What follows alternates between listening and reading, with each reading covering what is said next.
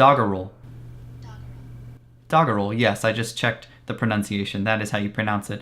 It's spelled Doggerel. Looks like it might be pronounced Doggerel, which makes me think of a dog hand sanitizer, like a Purell, except it would be a paw sanitizer. Which is an example of a horrible pun, which is emblematic of the sort of stuff that I wrote as a senior in college. As a senior in college, this was the fall of 2007, which you will note I have now dated myself. Not in the sense that I went on a romantic rendezvous with myself, maybe to an Italian restaurant, although theoretically that is possible because I do like myself, but pragmatically, no, it's just not possible. This class that I took during my senior year of college was a creative writing class. It was the fiction and poetry workshop. In this class, and it was taught by Professor Barber, who was this incredibly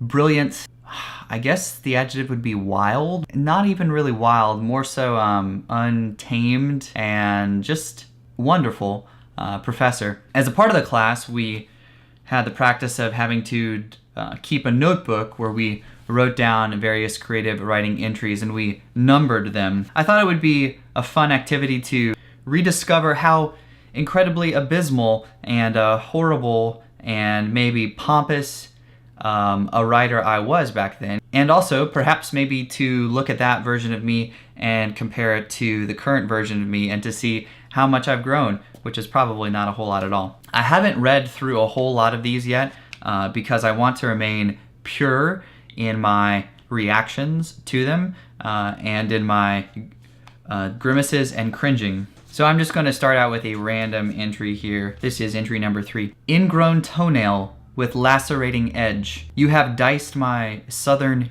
digit with ease. Laid into that jammy mess as you please. Between smooth planes of skin you grossly wedge.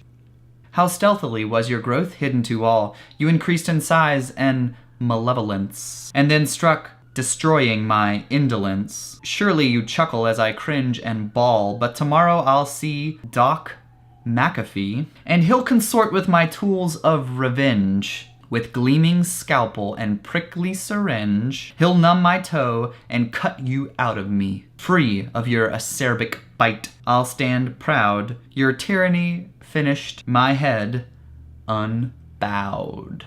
Yeah, so that's a poem about an ingrown toenail, and so I took the form of a sonnet on that one, and I wrote it about an ingrown toenail. Entry number 7. Despondency lumbered in on wart feet like a 9-foot tall cave troll. Behind it a green sign flashed, free hors d'oeuvres, but the cave troll's grimace was menacing. He carried a club of brambly wire, and he had a tongue full of fur. With an honest whimper I cowered and became flea-like. Reducing myself exponentially in size, whimsical forest flags blew steadily in the great big air. I was camped in simpering helplessness, my full-bodied grays longing to mingle with the sunset. A gruesome growl ground out all happiness, yet here to my side flew a brilliant blade. I bobbled it freely as it loosed my awkward touch. Source became functional. I was a battlement to myself, and steel poured in molten waves from my eye sockets. The foul beast interrupted with a terrible belch that smelt of stalest cheese and horseradish. I had a horse, and his name was Radish.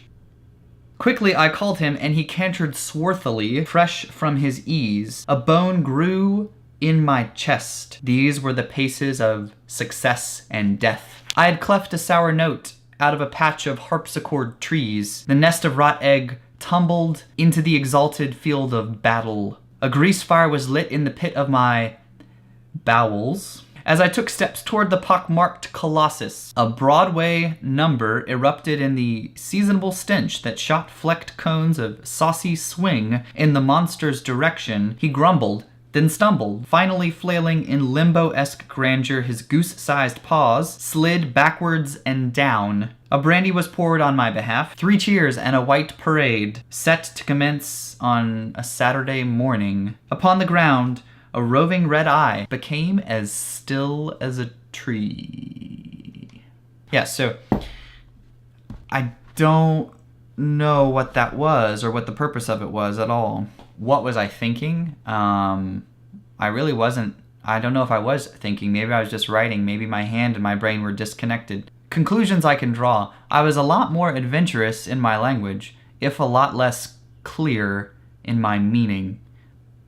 Maybe I need to be clearer and stop navel gazing. Maybe I need to think about other people while I'm writing. This has been an experiment where I have probably embarrassed myself to an extreme degree.